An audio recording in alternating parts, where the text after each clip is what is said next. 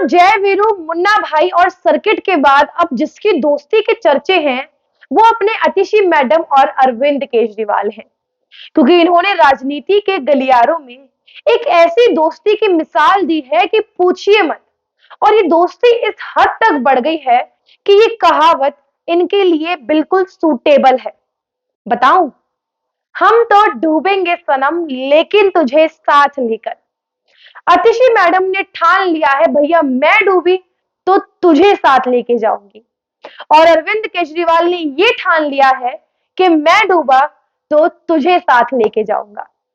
आज की इस रिपोर्ट में आपको यही बताऊंगी कि इन दो यारों ने, दो दोस्तों ने ऐसा क्या कर दिया है कि दोनों की ही जेल जाने की संभावनाएं अब बनती नजर आ रही हैं। किस तरीके से महा ब्लंडर कर दिया है इन दोनों दोस्तों ने मिलकर, मुख्यमंत्री और मंत्री ने मिलकर। किस तरीके से बदले लेने की भावना को इस हद तक अपने ऊपर हावी कर दिया कि 2018 में चल रहे मामले की ऑलरेडी सीबीआई जांच के लिए फाइल भेज दी। क्या है पूरा मामला, बताएंगे आपको आज की इस रिपोर्ट में। तो ये रिपोर्ट मेरे साथ यानी कि प्रेरणा शर्मा के साथ पूरी देखनी है। दोस्तों, हम सभी जानते हैं अतिशी मैडम और अरविंद केजरीवाल इस वक्त एक दूसरे का सहारा बने हुए हैं। अरविंद केजरीवाल को मीडिया से कुछ कहना होता है तो अतिशी मैडम प्रेस कॉन्फ्रेंस करके आराम से कह देती हैं। ये दोनों इतने पढ़े लिखे हैं, इतने पढ़े लिखे हैं कि दोनों एक दूसरे के कांस्टेंट हैं। इनसे ना ज्यादा पढ़ा लिखा कोई, ना कम पढ़ा लिखा कोई। अरविंद केजरीवाल तो इतने पढ़े लिखे हैं, एक ग्रेड के ऑफिसर रह चुके हैं। अतिशी मैडम विदेशों में जाके अपनी डिग्री दिखाती हैं, ये हम सभी जानते हैं। लेकिन अब इन दोनों दोस्तों ने मिलकर एक महा ब्लंडर कर दिया है। एक ऐसा ब्लंडर कर दिया है कि अब इनके ऊपर काले साए वाले बादल मंडरा रहे हैं। दोस्तों, दिल्ली के मुख्य सचिव नरेश कुमार, जो सीनियर मोस्ट आईएएस ऑफिसर भी हैं, इस महीने उनका रिटायरमेंट भी होने वाला है।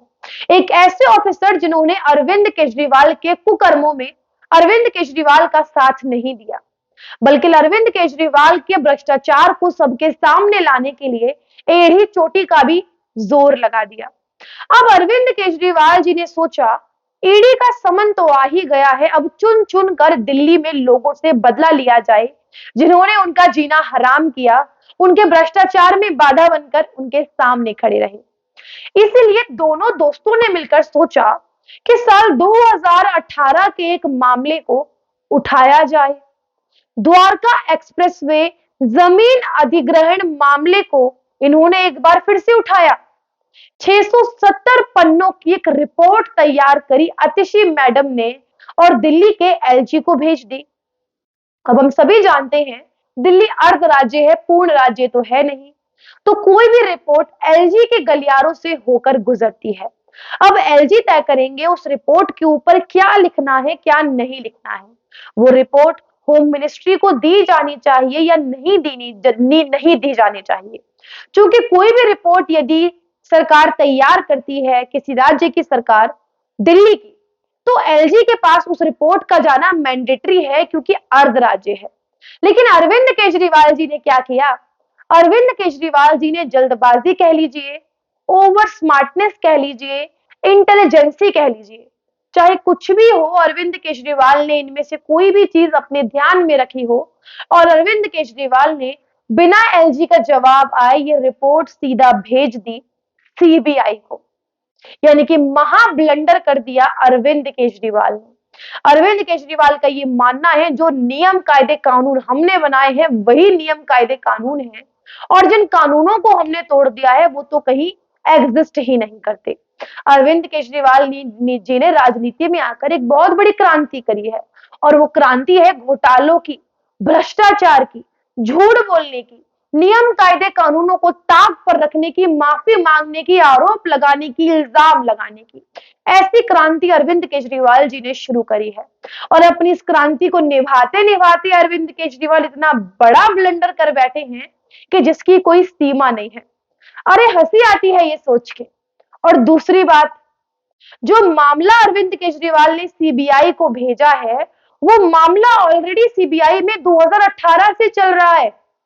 इस पूरे मामले में जो मुआवजे की राशि तय की गई थी 43 करोड़ 50 लाख रुपए, वो बढ़ाकर किसी एक कंपनी को 300 करोड़ 60 लाख रुपए दिए गए, यानी कि 315 करोड़ का घोटाला सामने आया था, जिसे लेकर ऑलरेडी जांच चल रही है। और यदि नरेश कुमार किसी भी तरीके से दोषी पाए जाते तो मुझे नहीं लगता 5 साल का वक्त कम होता है। आपको तो तुरंत ईडी ने समन दे दिया, थोड़ा भी टाइम नहीं लगाया। तो फिर नरेश कुमार को ईडी का समन क्यों नहीं आया?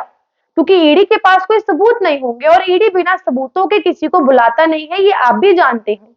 आपके खिलाफ सबूत है इसीलिए आपको समन भेजा है, क्योंकि ईडी सबूत दिखा दिखा कर पूछताछ करती है। ईडी कभी भी आपको सामने बिठाकर सबूतों के बारे में जानना नहीं चाहती, वह सबूत आपको दिखाती है।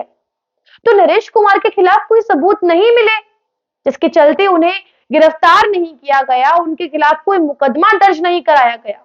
और इसी मामले में 2023 मई महीने में हेमंत कुमार जो उस समय, और इसी मामले में इस साल 2023 मई के महीने में द्वारका के डीएम को, यानी कि हेमंत कुमार को सस्पेंड भी कर दिया गया है। तो एक ऐसा मामला जो ऑलरेडी सीबीआई के पास है, और यदि सीबीआई को इसके अंदर कोई घोटाला, कोई भी पक्षपेश लगता तो सीबीआई तुरंत आदेश देती थी ईडी को इस पूरे मामले में जांच करने के लिए। लेकिन सीबीआई ने ऐसा नहीं किया, क्योंकि सीबीआई को कोई पुख्ता सबूत अभी तक मिले नहीं भ्रष्टाचार के। जहां तक उन्हें सबूत मिले वह कार्यवाही कर रहे हैं। लेकिन अरविंद केजरीवाल का क्या कहना है, भैया हमारी फाइल आ गई है, हमारी फाइल को लगाओ, दूसरी फाइल को आग लगा के कूड़ेदान में फेंक दो। हमारी फाइल के तहत आप पूरा इन्वेस्टिगेशन कीजिए, आप पूरे इन्वेस्टिगेशन को शुरू से शुरू कीजिए। लेकिन यहाँ पर ना जाने अरविंद केजरीवाल ने ऑर्डर दिया अतिशी को सीबीआई को देने के, या सीबीआई ने ऑर्डर दिया अतिशी को सीबीआई को देने के, कुछ समझ में नहीं आ रहा है। अरविंद केजरीवाल ने या तो अतिशी का ऑर्डर माना है, या अतिशी मैडम ने अरविंद केजरीवाल जी का ऑर्डर माना है। लेकिन ये ऑर्डर मानने के चक्कर में, अपनी दोस्ती निभाने के चक्कर में ये भूल गए हैं नियम कायदे कानूनों को। अरे अपने आप को आप आईआईटीएन बताते हैं, अपने आप को आप ए ग्रेड का ऑफिसर बताते हैं, आपने कानून नहीं पढ़े, आपने कायदे नहीं पढ़े, आपको नहीं पता कि एलजी तक जब तक जवाब नहीं आता एलजी का, तब तक आप उस फाइल को कहीं नहीं भेज सकते हैं जो आपने सीबीआई को पूरी रिपोर्ट सौंप दी।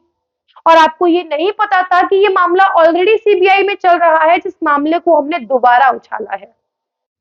तो ये साफ पता चल रहा है ये पूरा मामला जो है ये बदला लेने की भावना है अरविंद केजरीवाल की, क्योंकि इनकी पार्टी का कोई भी मंत्री हो, झूठ और फरेब में सब आगे हैं। सत्येंद्र जैन, संजय सिंह, अतिशी, सौरभ भारद्वाज, मनीष सिसोदिया, खुद अरविंद केजरीवाल, राघव चड्ढा, ये सभी लोग एक ही थाली के चट्टे बट्टे हैं।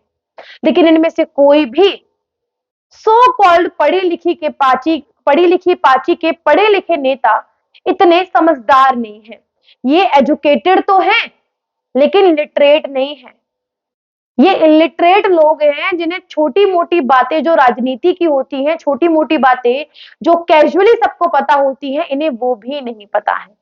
अब अपनी बेवकूफी में इतना बड़ा कदम तो उठा लिया है, अब देखना होगा इसके क्या नतीजे होते हैं।